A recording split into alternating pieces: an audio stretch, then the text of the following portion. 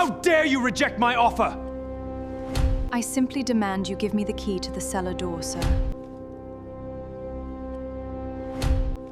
You can either give me the key to the cellar door or is inside. The check tore cleanly, once, then again, the pieces drifting to the marble floor like they weighed nothing at all. Raphael stared at them, then at her, unable to reconcile what he was seeing. 7 figures. Gone. Elena stood there in her plain gray uniform, hands steady, face unreadable, as though she'd just declined a second cup of coffee rather than a fortune that would have changed the rest of her life. "You don't want it," he said, and it wasn't quite a question.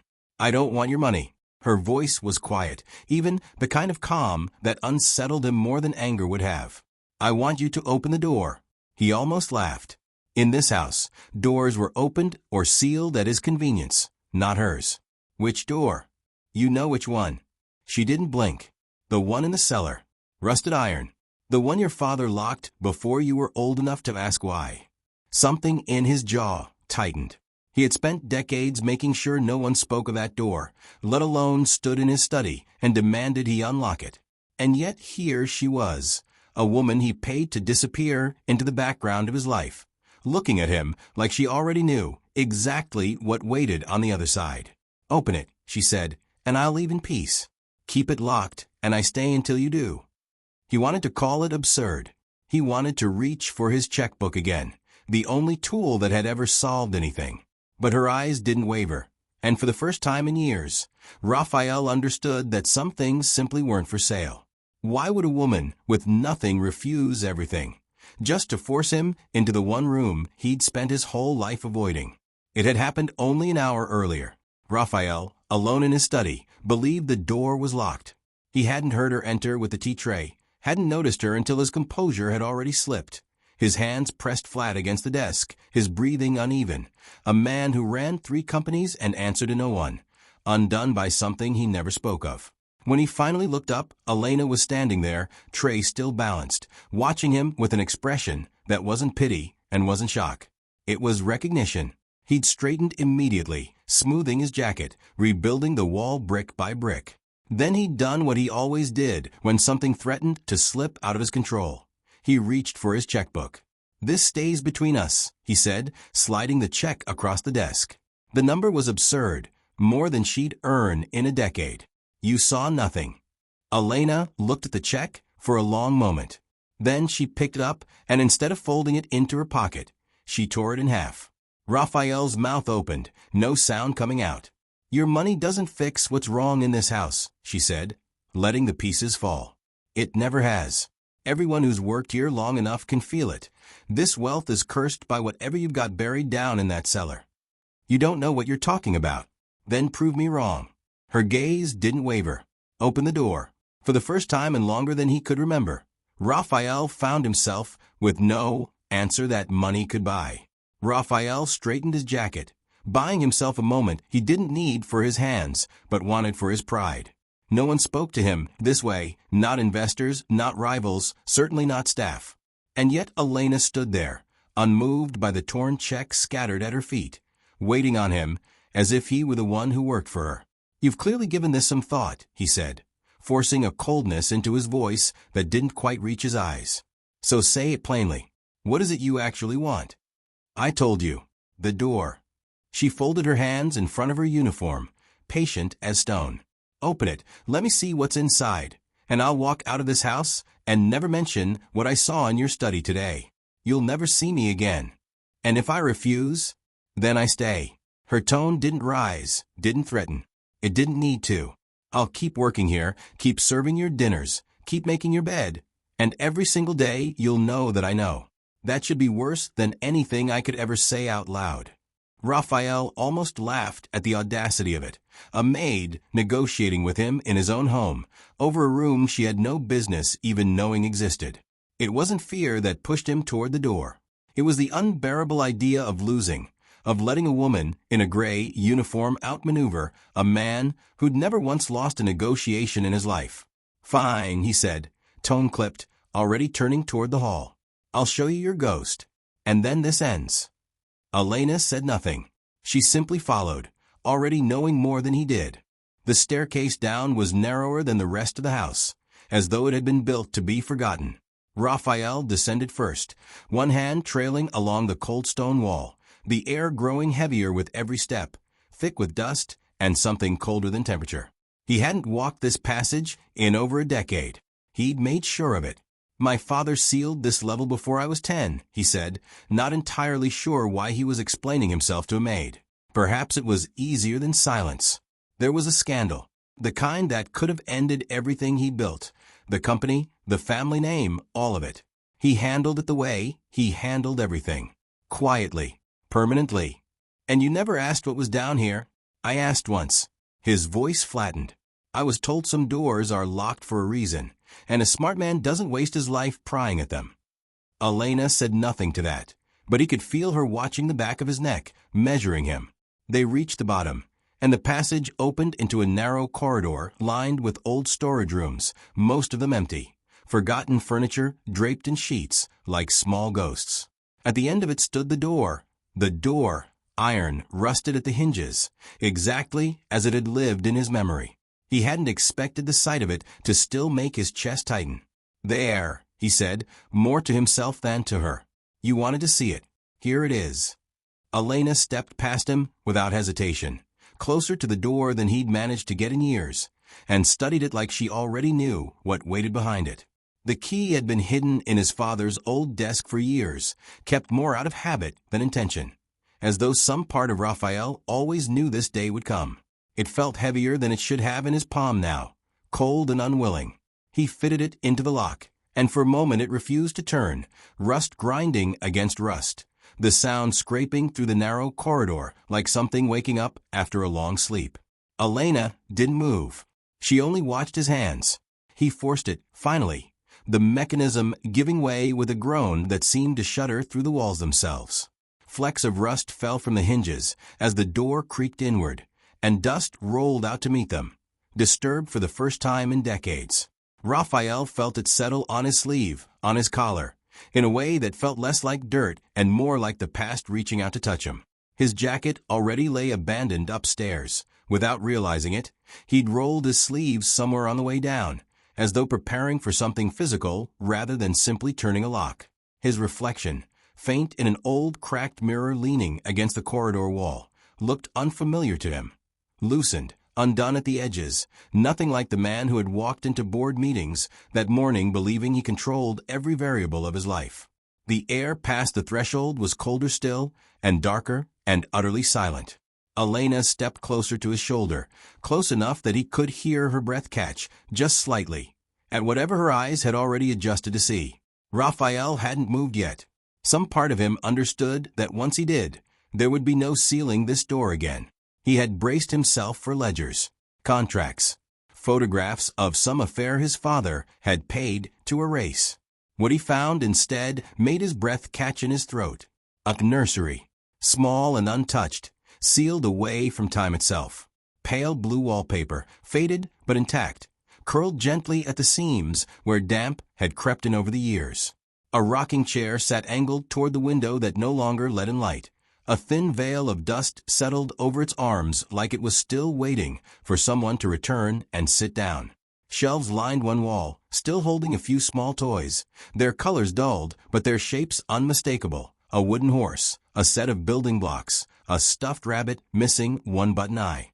Raphael stepped inside slowly, his loosened collar suddenly feeling too tight around his throat. This wasn't scandal in the way he'd understood the word. This was a life. A small, deliberate, carefully preserved life that someone had wanted forgotten, but hadn't been able to bring himself to destroy. "This can't be real," he said quietly, more to himself than to her. "There's no record of this. No mention. Nothing." "Some things aren't written down," Elena said from behind him, her voice steady in a way that unsettled him more than the room itself. "They're just buried."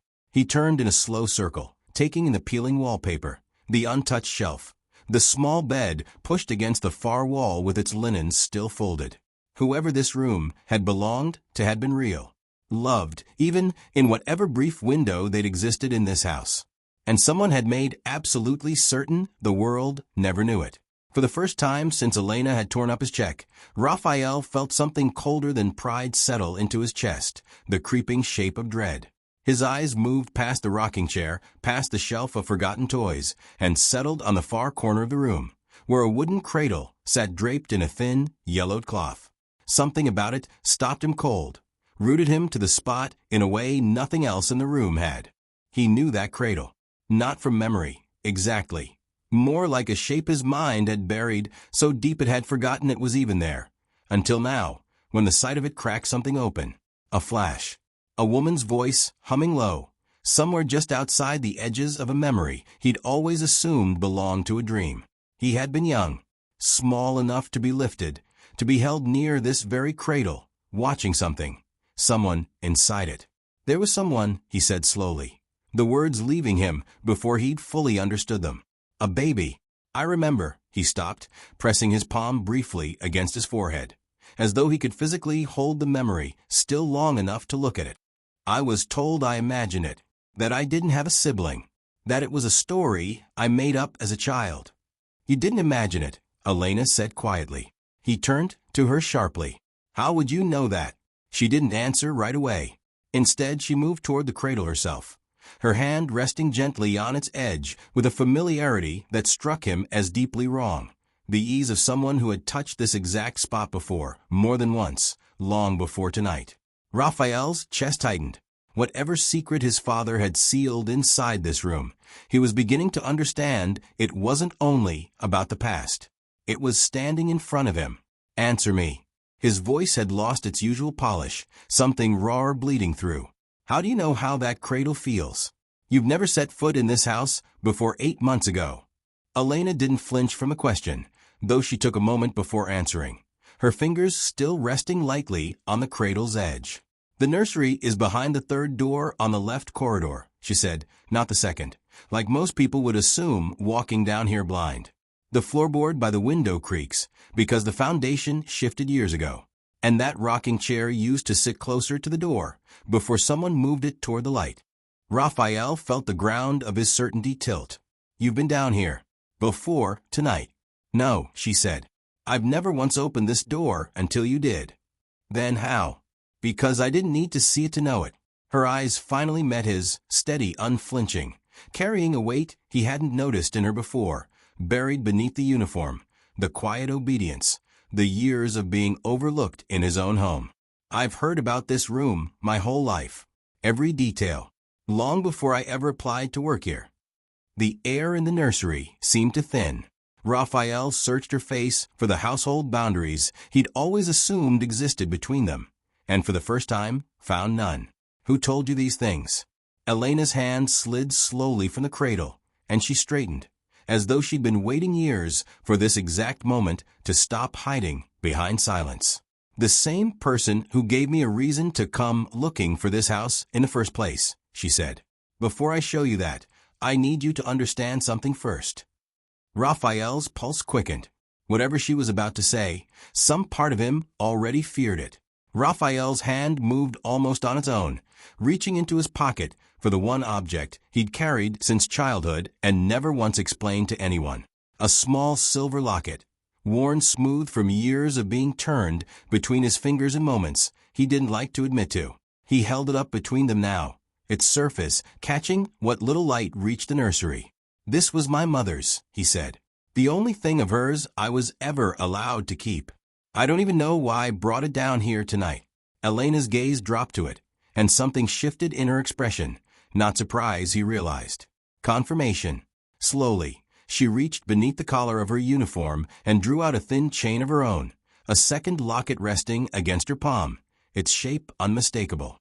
Identical in every detail. The same engraved pattern along the edge, the same small clasp worn thin with age.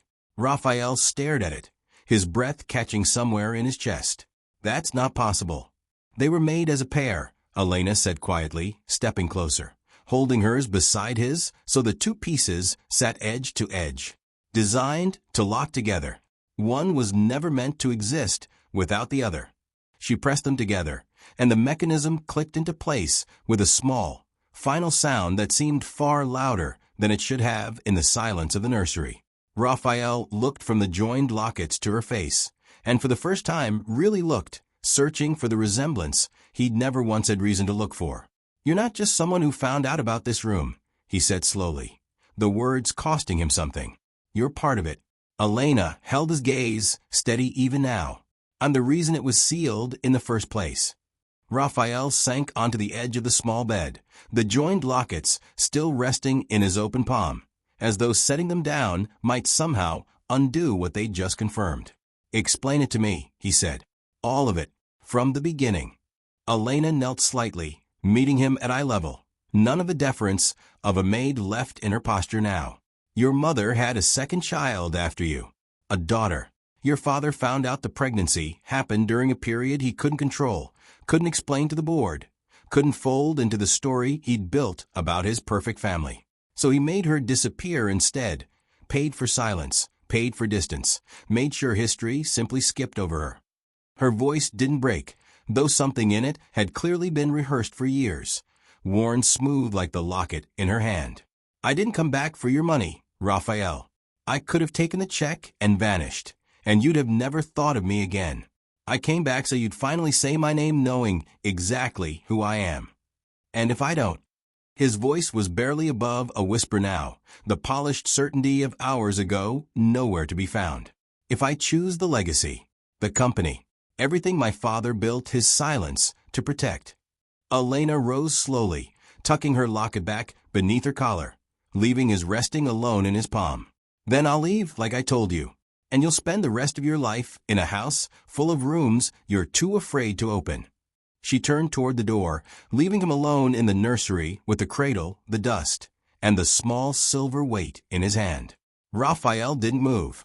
Somewhere above them, the mansion held its breath, waiting to see which truth he would choose to keep.